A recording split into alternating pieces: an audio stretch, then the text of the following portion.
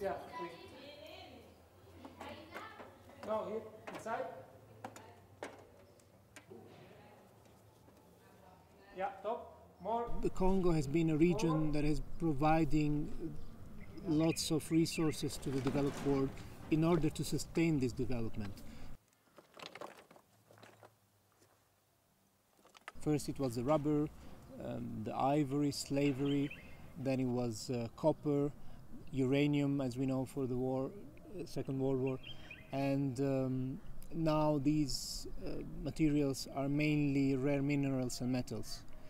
So I've been thinking about the practice of mining and how this is similar to that of stone carving. Of course, I'm aware of the differences between the two practices, but if you think about it, both practices are practices of extraction. No. Digli di metterla dove c'è una bottiglia in terra là, cos'è?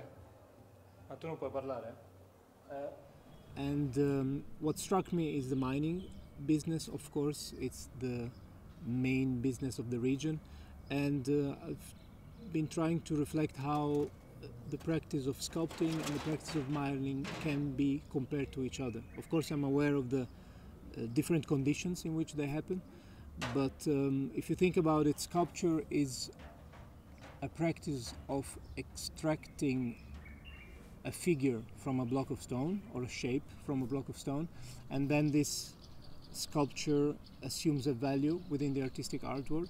And in the mining business, the practice is almost similar.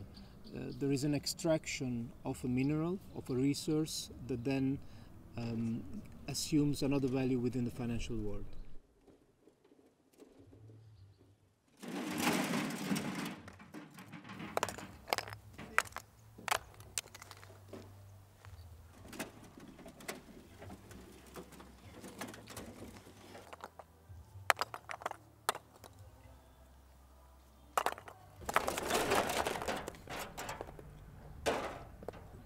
My work for the Biennale is a tribute to the miners of the past, the present and the future.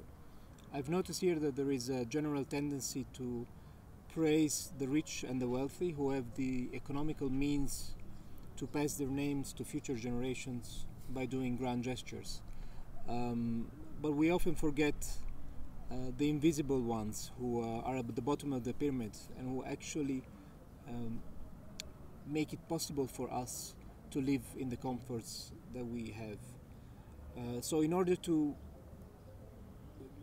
remember them, in order to make their efforts, to avoid to make their efforts futile, we need to register what they have done. We need to commemorate them, and what I'm attempting to do here is, again as a sculptor, trying to extract them somehow from the past in which they have been forgotten, and to give them the attention that they deserve.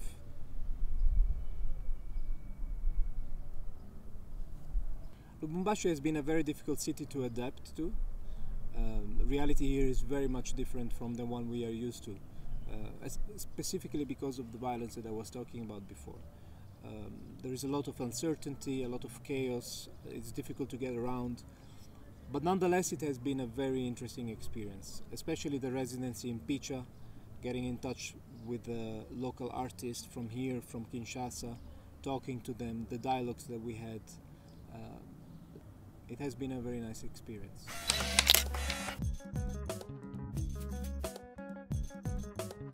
Maybe what